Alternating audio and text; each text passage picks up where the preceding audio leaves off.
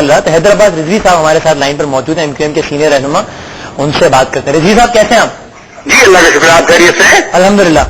رضوی صاحب, یہ نواز شریف صاحب کہتے ہیں کہ وہ قومیں کبھی ترقی نہیں کرتی جو اپنے مجرموں کو سزا نہ دیں. اب آپ بتائیں کہ مشرف صاحب مجرم ہیں یا نہیں؟ اگر ہیں تو سزا دے دیں, ورنہ قومیں ترقی نہیں کریں گی نواز شریف صاحب کے بقول. اس میں تو قطعاً دو رائے نہیں ہو سکتی کہ وہ تمام قومیں جو اپنے مجرموں کو سزائیں نہیں دیتی وہ ترقی نہیں کرتی. ٹھیک ہے, اس میں ہماری گزارش صرف اتنی ہوگی کہ ہمیں اپنے تمام مجرموں کی ایک فہرست بنا کر سب کو کیونکہ قانون اور آئین کی آنکھ میں سب برابر ہے, لہذا سب کسی کے ساتھ کوئی امتیازی سلوک نہیں برتایا جانا چاہیے. کیونکہ جب آپ انصاف کرتے ہوئے امتیازی سلوک برتتے ہیں تو اس طرح معلوم ہوتا ہے کہ جیسے کوئی منتقل المزاجی کہیں دکھائی دے رہی ہے, اور وہ تمام اقوام جو کہ منتقل المزاج ہوتی ہیں وہ بھی شاید اپنی منزلوں تک نہیں پہنچ پاتی.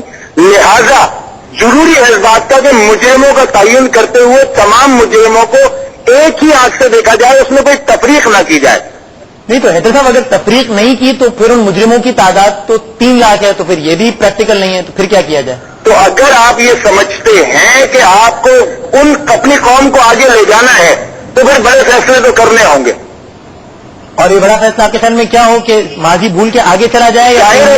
ظاہر ہے کہ ان تمام مجرموں کو سزا دینی چاہیے جو کبھی نہ کبھی کسی نہ کسی جرم میں گرفتار رہے ہیں.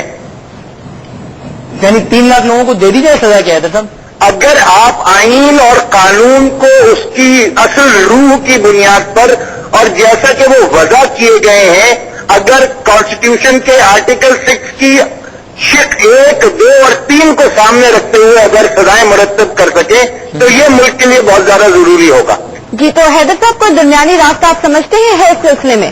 دیکھیے, قانون کے پاس کوئی درمیانی راستہ نہیں ہوتا. اگر قانون کے پاس کوئی درمیانی راستہ ہونے لگا تو پھر شاید قومیں ترقی نہ کریں.